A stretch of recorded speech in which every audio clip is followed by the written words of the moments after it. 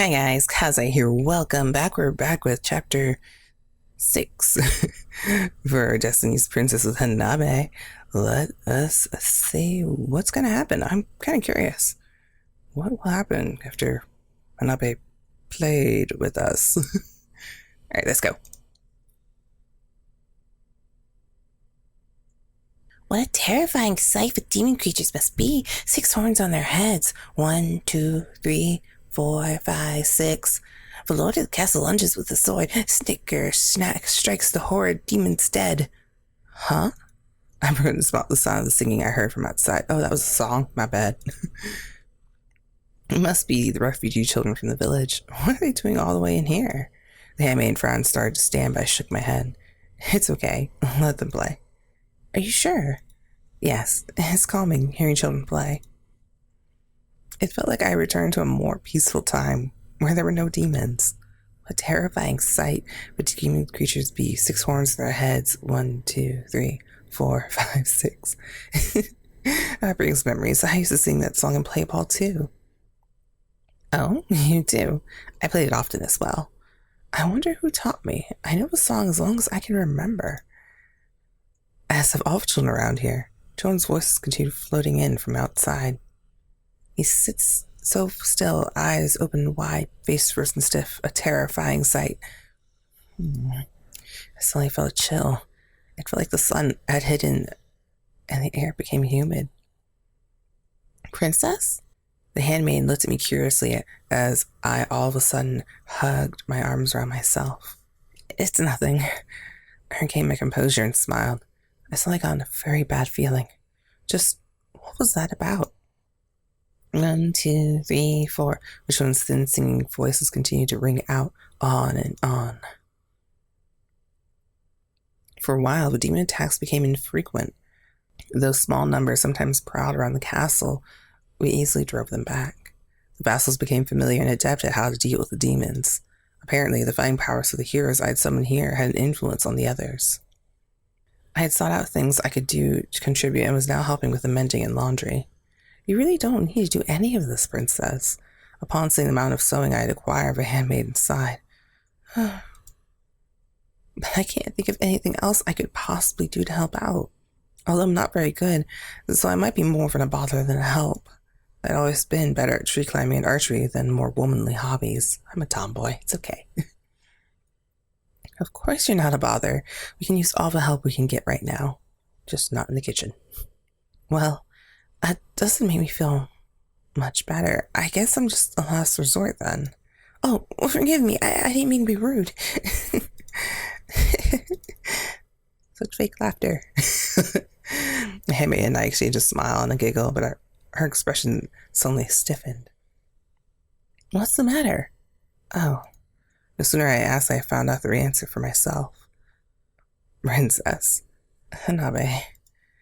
From down the hallway, Hanbei was walking over to us with his usual easy smile. Do you have any plans for the rest of the day?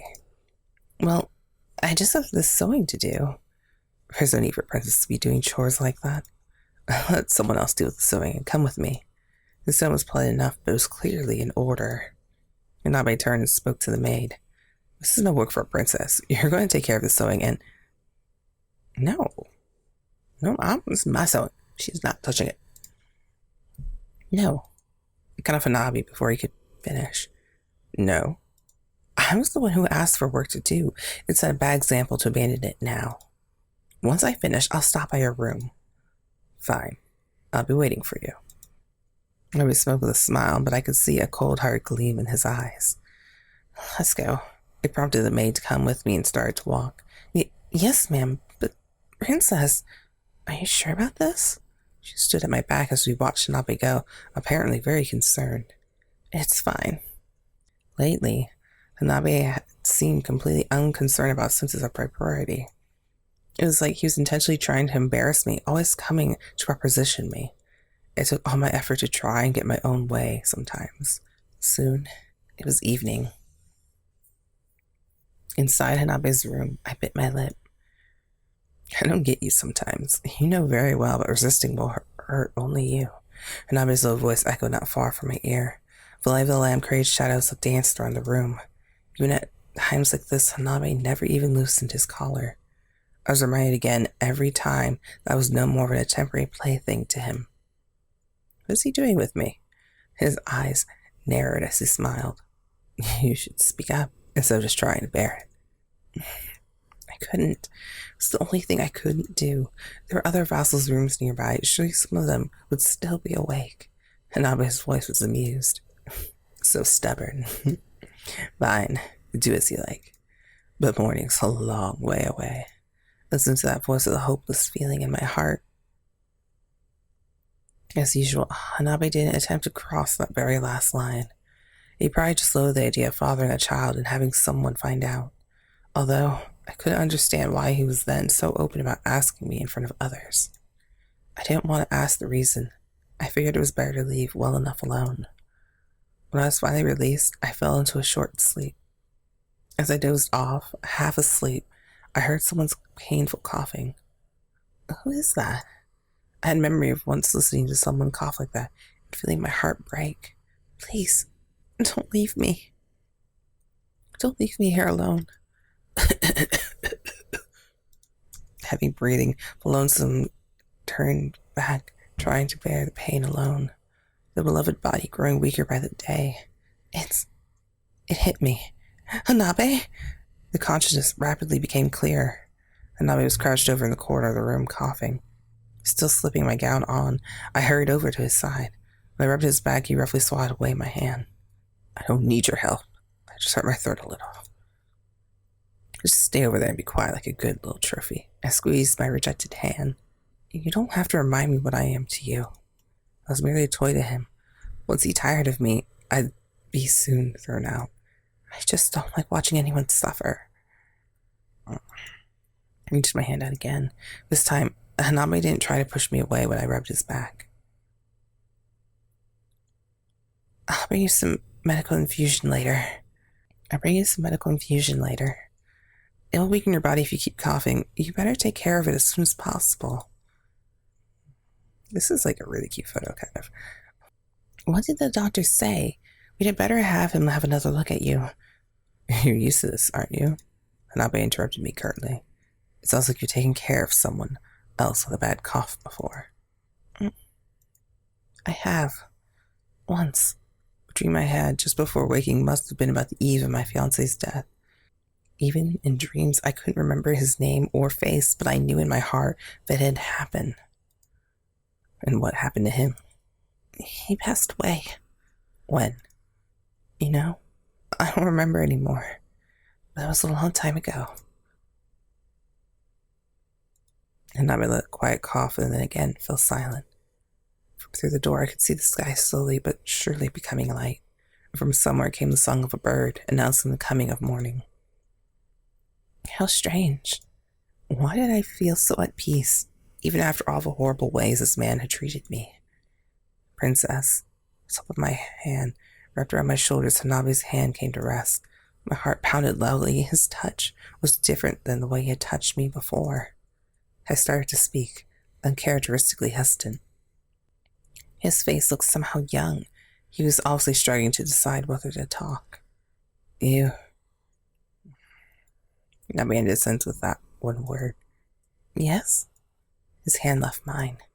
Never mind. Go back to your room. But weren't you about to say? It wasn't important. Hanabe looked at me with his usual cool smirk. There's no reason for a plaything to stay here any longer. This man wanted to hurt me. He wanted to look down on me, to make me feel despair. And in reality, that was a very easy thing to accomplish. It's hard to believe in the middle of such troubled times. I mean, they're engaged, but still, they're not married. And there is such a thing as restraint. I thought it'd be nice for them to put off the wedding for a bit more appropriate time, but now... What happened? No kidding. They're at it every single night. Oh, God. Apparently, the princess was seen leaving Hanabe's room again at dawn today. From sunset until dawn? Oh, it's certainly something. It's just a thin guy. He's sure got stamina. I'm sure I'd like to hear his secret. Well, I just hope this doesn't affect his ability to perform when we really need it. Shh. When the vassals caught sight of my handmaid and I, they all bowed their heads at once. Well, well, even the princess is hard at work. That's very admirable. I embarrassed. No, just be open. I had to be open and honest in everything. With that conviction, I stood tall. It hurt being exposed to the man's vivacious eyes, but everything I did was out of necessity. If at least I stood strong and proud, I wouldn't lose my dignity. I'm not interested in hearing any flattery. If you want to engage in tasteless gossip, think more carefully about where you do so. Oh, no, no, princess, we weren't... Come on, let's go. Yes, princess. Not wanting to hear any bumbling excuses, I called the maid and left without looking back. I heard the ugly rumors, whether I wanted to or not, on their surface because everyone politely waited on me. But that was because I was a princess. Their bowed heads hid full with grins. They thought I wouldn't notice that they were laughing at me. If I had just been a servant, they would have worn the scorn and mockery more openly. Princess? What?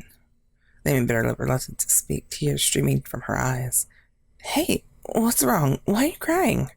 Because this is so humiliating. What on earth is Sir Hanbei thinking, treating you like this? He's changed so much. He used to be such a wonderful person. There's a reason for that. I put my arm around the handmaiden's shoulders. I'm sure Hanabe's suffering right now, too. Forced into a foreign land, plagued by illness, confused by fake memories, consumed with war. But that's no excuse. I never meant to cause you any worry on my behalf. I'm sorry. She apparently had no more words. She pressed her face into my shoulder and sobbed. It wasn't so hard. No matter what ill was spoken behind my back, I had people who truly cared for me. People who didn't think badly of me. I hated seeing them worrying for my sake, but it was they who gave me strength. That evening, I once again received a summons from Hanbei. And this time, something was different. Hanbei asked for me? Yes, he asked for you to go see him if you were able. That was unusual. Usually I was ordered to go, with no concern for my own circumstances. All right, tell him I'll be right there. I walked along the dark hall to Hanbei's door and realized there were two men speaking inside. Got it. So I should follow the demons, right? A voice. Who is it? The man's voice sounded familiar, but... Hanbei, it's me, Kaze. Come in.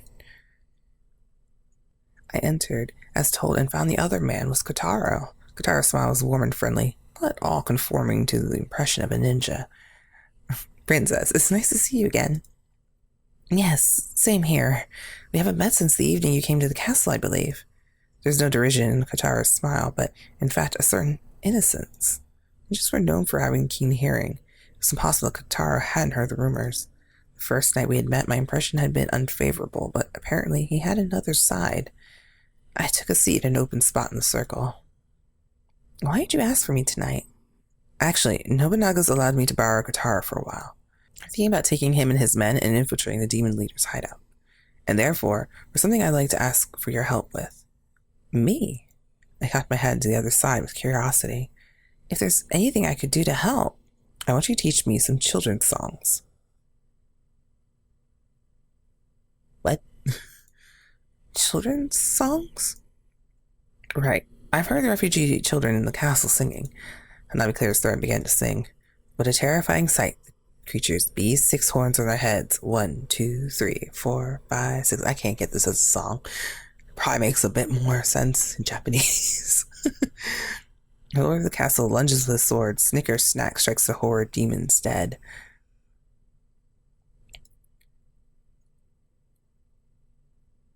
I don't know why he moved quickly, but he did. My the urge to laugh. Laugh out loud. Kotaro and I must turn to each other and let out a slow breath. Hanbei frowned, discontented. Why are you laughing? No, we weren't.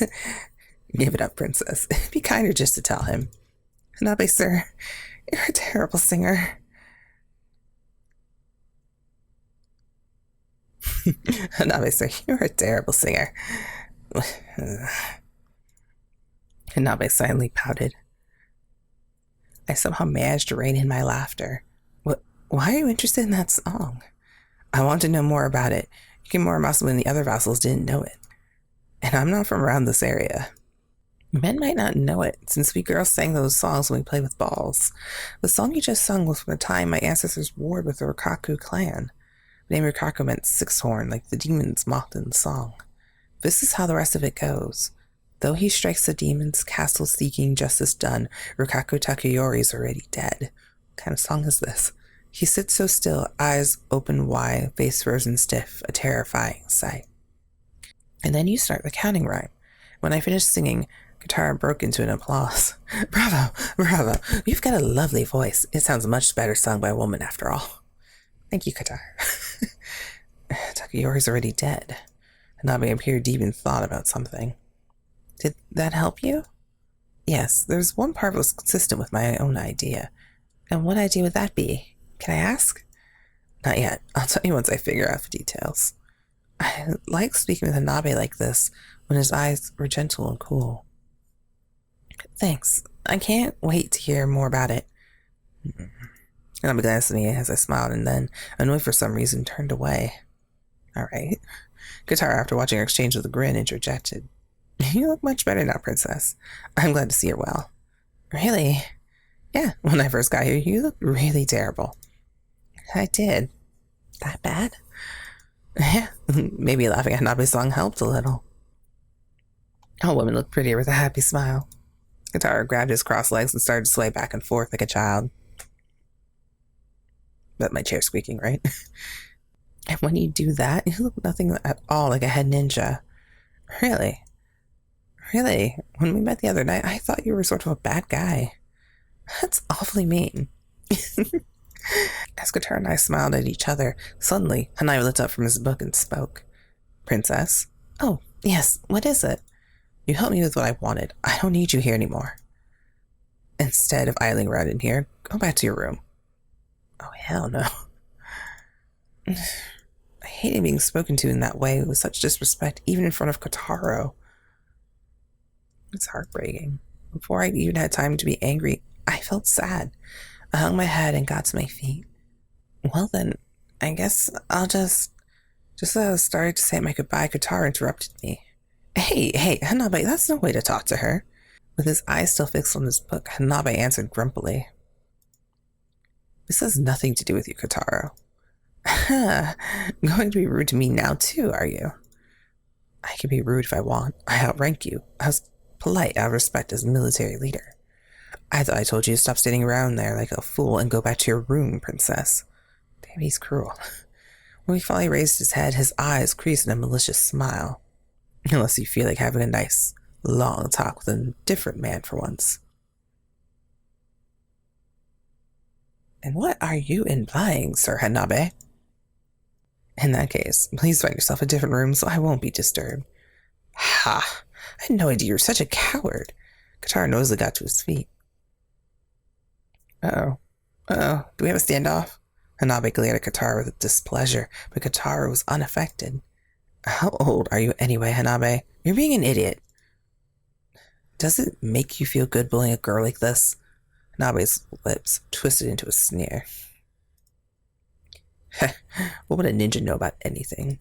For an instant, anger clouded over Kotaro's face, but he soon regained his composure. Hanbei. What is it now? I know you didn't mean that, what you just said. If that was really how you felt, you'd be a sad man. A truly wise man would never think that. Let's go, princess. We better let Hanbei take some time to cool off. I'll walk you back to your room. But, Hanbei... Kotaro snorted at my comment, concerned. Forget about that stubborn fool. You're too nice to him. What he needs is a little time being left alone. Hanbei didn't speak, his eyes on his book. I only thought I saw a slope of his shoulders slightly sag. Only after we left the room and were about to close the door did he finally speak up. Kotaro? What? I'm sorry about what I said. He didn't meet Kotaro's eyes, but at least he apparently felt bad about his actions. In his handsome features was the faintest hint of regret. Maybe you should think long and hard about why you can say that to me, but not to Kaze. With that, Kotaro slid shut the door. I stood on the other side of the door, watching Hanbei's shadow. Kotaro tapped me on the shoulder. Leave him, okay? It's no use talking to him right now. Come on, let's go. He started to walk off ahead. I found it strange that, even though he acted so familiar with me, it didn't bother me at all. As he walked in front of me, he spoke without turning around. You know, princess? What? You might not know it, but Hanbei acts like this because he's jealous. Huh? You and I were getting along so well, it made him jealous. Even though he should just be honest about it instead of being mean to you, you know? Kotaro's eyes, as he glanced back at me, held a light of mischief in them. But I really think he might not care about me at all. No way. Asking you to go see him to ask about that song was just an excuse. You could have just asked any old servant or maid about such a common song. It's obvious he asked you because he just wanted to see you. You really think so? No doubt about it. Deep down, he wants to get along with you. Probably he's more of a bratty little kid than anyone around here realizes. The fact that he's so brilliant only makes it worse for you and for himself. And when you think about it like that, I actually feel sorry for him. Kotaro's gaze was fixed on the moon shining outside the small window. He looked somehow sad. After we said goodnight, I sat alone in my room. No doubt about it. Deep down, he wants to get along with you. Kotaro's words still echoed in my ears. Could that really be true? My heart started to beat more quickly. I hoped it was true, but if it was true... All of a sudden, a flood of tears flowed from my eyes. If it was true, how wonderful would that be? If Hanbei really cared for me as a person, as a woman, it'd be a comfort beyond describing. I suddenly realized how weary I'd become, how much stress I'd been under putting on a brave face every day.